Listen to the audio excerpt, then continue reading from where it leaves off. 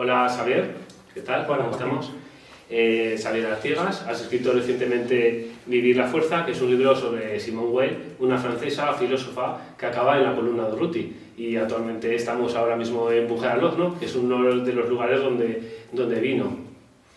Sí, la verdad es que para mí es un placer estar aquí en estos sitios por donde transitó esta mujer y que fue una experiencia muy importante para ella, porque yo defiendo en el libro la tesis de que su experiencia en la Guerra Española pues le cambió un poco la forma de ver el mundo, ¿no? Y empezó a desarrollar otro tipo de filosofía a través de esto que ella llama la fuerza, ¿no? Que efectivamente es algo que ella pues, observa cuando está aquí en la columna de Urruti combatiendo contra el fascismo y claro, para su vida fue muy relevante. Pero ya tenía un pensamiento desarrollado, ya vivía en movimientos libertarios, anarquistas, sindicales, trabajando en las fábricas en París, en la Renault. Era una mujer que ya venía con unas convicciones, ¿no? Sí, es curioso porque Simone Weil se conoce bastante, pero se conoce mucho su parte más mística y religiosa, que es precisamente lo que desarrolló después de la Guerra Civil, ¿no? Pero se conoce poco lo de antes, y lo de antes es un pensamiento muy político, muy anticapitalista, muy antifascista y muy libertario también, ¿no? De hecho, también llegas a decir de que llegas a sentar un poco esos principios de lo que se llama el decrecimiento, ¿no? Tan en boca hoy en día, pero que entonces sonaba prácticamente extraño, ¿no? Bueno, Simone Weil es de las primeras pensadoras que habla de los límites materiales del capitalismo, ¿no? O sea, en una época en la que las izquierdas se articulaban desde el marxismo y desde el comunismo y creían en un desarrollo ilimitado que nos iba a llevar a la liberación de la humanidad, Simone Weil, desde una posición más libertaria, dice, cuidado, porque los recursos son limitados, entonces no podemos llamar a un crecimiento ilimitado porque nos vamos a chocar con los límites del planeta, ¿no? Y es una de las primeras personas que piensa en ese tipo de cosas. Ella es muy avanzada en muchos temas. ¿También en el feminismo? Ella no es explícitamente feminista, es curioso porque en su época sí había pensadoras muy feministas como Simone de Beauvoir, con la que fue compañera de clase, con la ¿no? que fue compañera de clase y tuvieron también una célebre discusión, ¿no? Pero curiosamente a Simone Weil cuando le preguntaban si era feminista ella decía que no. Esto no significa que no lo fuera. Ella probablemente no se identificaba con algunas connotaciones del feminismo de esa época, pero sí que es verdad que sus teorías han sido recuperadas en la actualidad desde lo que llamamos el feminismo de los cuidados, porque es una persona que empieza a pensar la política desde lo sensible, ¿no? Y creo que es una cosa que hoy en día pues, está más normalizado a través de pensadoras como Silvia Federici, ¿no? y otros feminismos más actuales, ¿no? Pero ella anticipa todo esto casi 100 años antes, ¿no? Una forma de entender la política que no era explícitamente desde los objetivos políticos, sino también desde el cómo nos sentimos nosotros haciendo política, ¿no? Y ese compromiso también le lleva a llegar a la guerra aquí contra el fascismo, comprometida con la causa, y también pues, a experimentar un poco y ver de primera mano cómo era la lucha contra el fascismo, ¿no? Sin dudarlo, se viene a la columna de Urruti, empieza a Bujaraloz un poco su corta trayectoria, pero también acaba con el grupo de internacionales. En Bujaraloz está durante un tiempo en el cuartel general y coincide con Urruti, con las mujeres de Urruti. Yo creo que pasó 2 días en Bujaraloz. Ella llega el día 14 aquí en Bujaraloz y el 15 estuvo el 14 y el 15 de agosto, luego el 16 se va a Pina para ver el discurso de Urruti cuando hace la proclamación formal del comunismo libertario. Que fue muy similar a la que hizo Bujaraloz, ¿no? Exactamente la misma, o sea, fue el mismo discurso, ¿no? Se aprobó exactamente el mismo bando, digamos. Esa revolución social en la que se colectivizaron todos los campos de Aragón, ¿no? O sea, en la que formalmente pues, toda la propiedad pasó a ser colectiva, ¿no?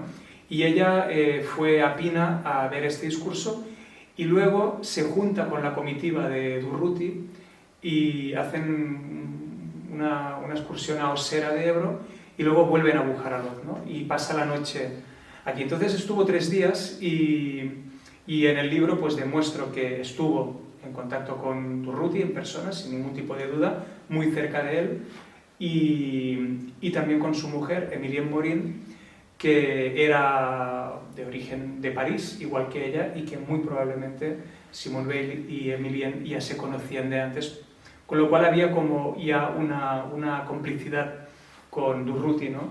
A través de su mujer bueno, que claramente estaba allí, ¿no?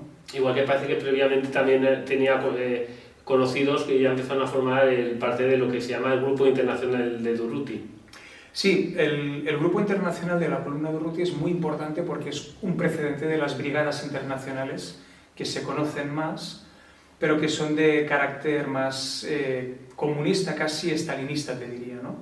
Antes de que se configuraran estas brigadas, en la Columna Durruti existió un grupo internacional libertario en el que había muchos franceses, y efectivamente por lo menos 2 de los miembros de este grupo, que en aquel momento, mediados de agosto, eran unas 20 personas, pues eran conocidos de Simone Weil, con los que ella estuvo en contacto en París, en unas huelgas que hubo en fábricas metalúrgicas, y ella ya se conocían, eran amigos, y enseguida que llegó pues se juntó con ellos. ¿Llega a tomar algún tipo de acción? Sí, es curioso porque es la primera mujer del grupo internacional de la Columna Durruti. Esto también es una de las cosas que descubro a través de la investigación.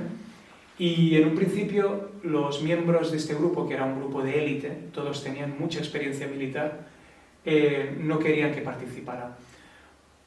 Probablemente porque era mujer, pero también porque no tenía ningún tipo de experiencia militar. Simone Weil además era muy miope, era una persona, parece ser, bastante torpe, ¿no? Se chocaba con cosas, no veía bien, y los hombres de este grupo pues no querían que participara. Ella insistió, se votó por asamblea si debía o no participar en una misión, además muy peligrosa, y se decidió que sí.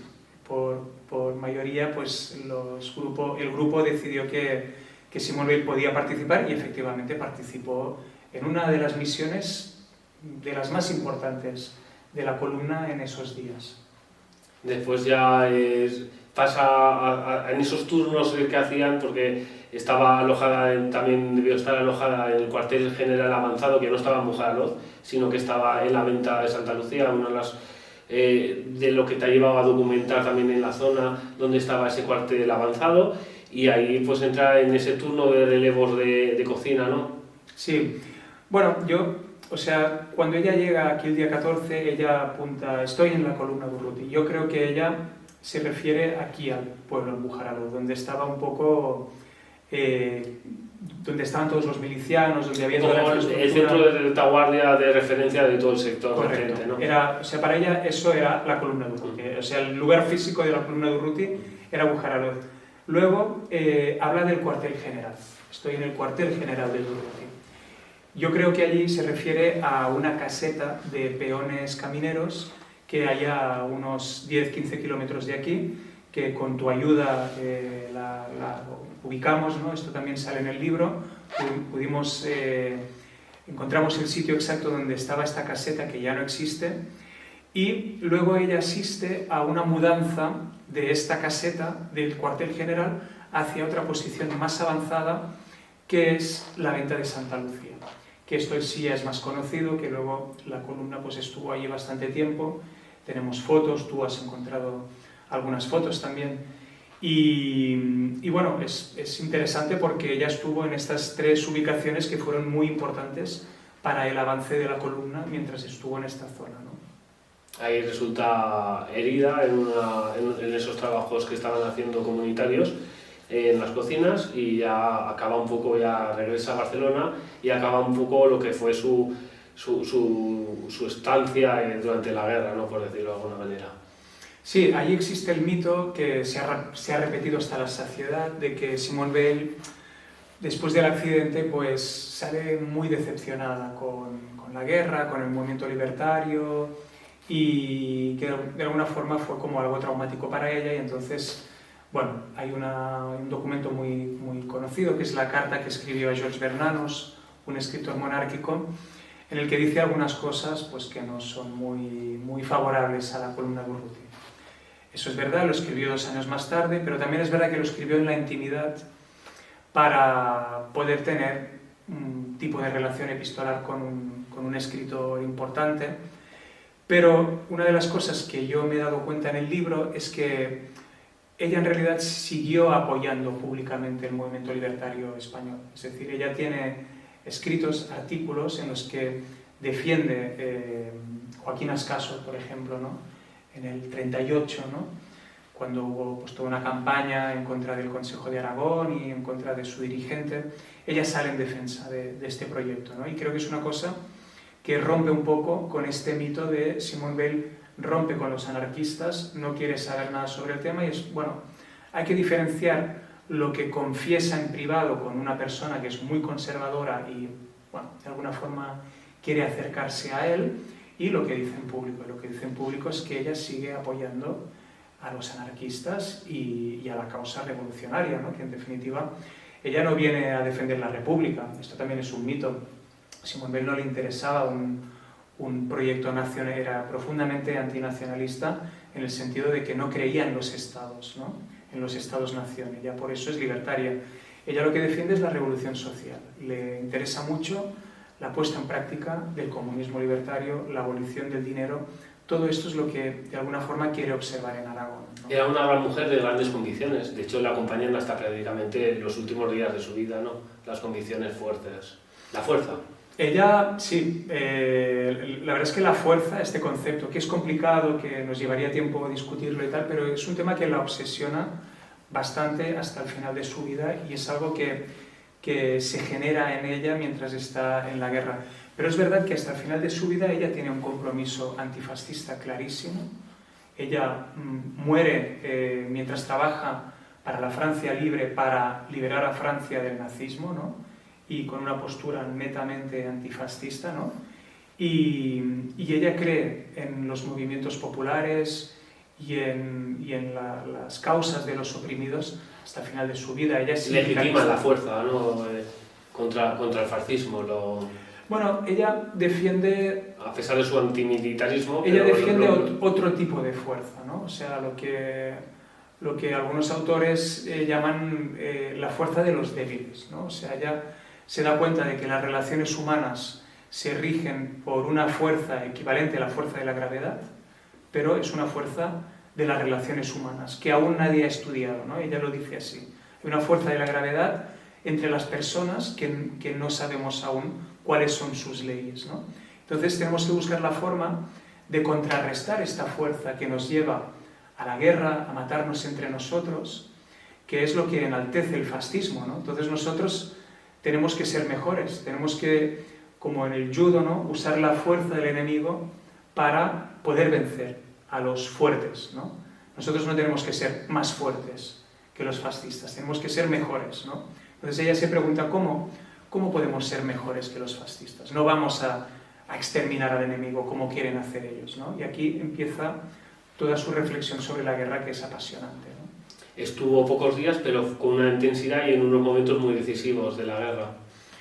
Muy pocos días, pero me parece muy fascinante cómo en tan poco tiempo una persona puede sacar tantas conclusiones, ¿no?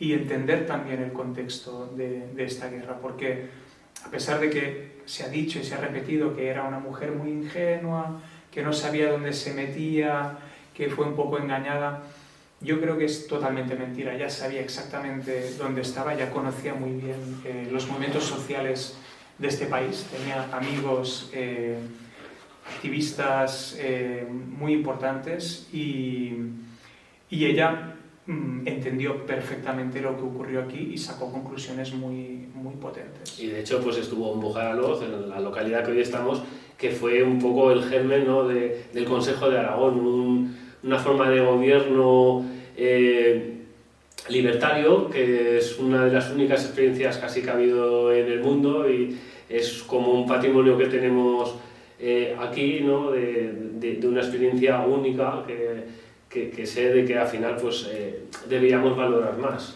Sí, ella, claro, una de las cosas que la obsesiona, ¿no?, como pensadora política es cómo, desde una perspectiva antinacionalista, antiburocrática, antitecnócrata, ¿no? También antitecnócrata, dicen ¿no?, que es una de las personas que empieza a poner ya no las dos clases, las de la clase obrera y la clase un poco dominante, añade la clase tecnócrata, burócrata, ¿no? Dice el gran peligro, ¿no?, es que hay una gente que no son ni burguesía ni son proletariado, pero que son los que están tejiendo un poco, los que cortan el bacalao al final, ¿no?, que son pues los que controlan la burocracia de un sindicato, de un partido político, de un país, ¿no?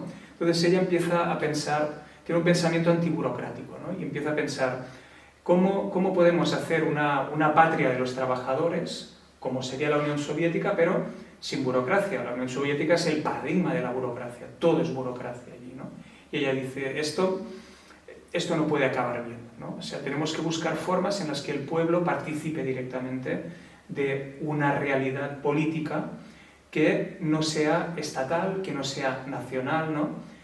Y yo creo que encuentra la respuesta en un proyecto como el Consejo de Aragón, que hay que ponerlo en contexto, porque estábamos en una guerra, era una situación muy frágil la que tenía esta realidad política, pero es fascinante, ¿no?, cómo se consigue crear una realidad política que supuestamente pues, no tiene este sistema burocrático, este sistema estatal, y que funciona desde una lógica anarquista, ¿no? Y bueno, duró pocos meses, ¿no?, pero yo creo que a nivel internacional tiene una relevancia que a mí me gustaría pues, que en el Estado español se pusiera más en valor, ¿no? O sea, lo que fue este proyecto, ya independientemente de la ideología de cada uno, ¿no? O sea, como experimento político es muy interesante, ¿no?, que esto haya podido existir, ¿no?, y que haya existido aquí, ¿no?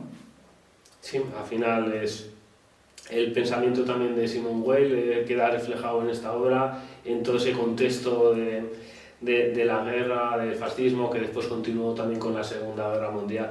Muchas gracias, es un libro muy recomendable para conocer todo lo que pasó en ese tiempo, que al final pues todo al final va teniendo todo relación, ¿no?, y va teniendo esta relación con nuestros días, la forma también de acercarnos, que parece que reescribimos la historia y se van contando y olvidamos a veces las cosas importantes, ¿no? Este es un libro también de microhistorias, ¿no? A mí me gusta mucho hablar de las microhistorias de los lugares pequeños, los detalles, ¿no?, que parecen banales a veces, pero a veces son los que mejor te cuentan cómo fue la experiencia de las personas.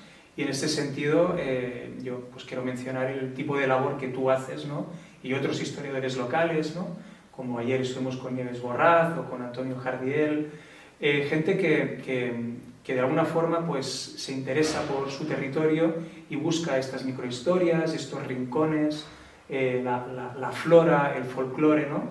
Y esto nos ayuda a configurar este mosaico de anécdotas que al final acaban contando cosas mucho más ricas que no la historia de los dirigentes, de los reyes, ¿no?, o sea, de los grandes arquitectos. Pues esto está lleno de estas microhistorias y también te tengo que agradecer por la parte en la que has contribuido a este trabajo. Muchas gracias a ti, nos despedimos ya, recordando un poco igual también de que hay siempre un poco un recuerdo al folclore y a esos pequeños detalles, ¿no?, que al final la vida también son esas cosas que estás diciendo, todas estas pequeñas cosas, pero que al final también daban vida, de cuando Simón pues iba describiendo el paisaje, cuando Simón le gustaba de que le cantaran alguna jota, o al final es lo que da un poco sustancia a la vida, ¿no?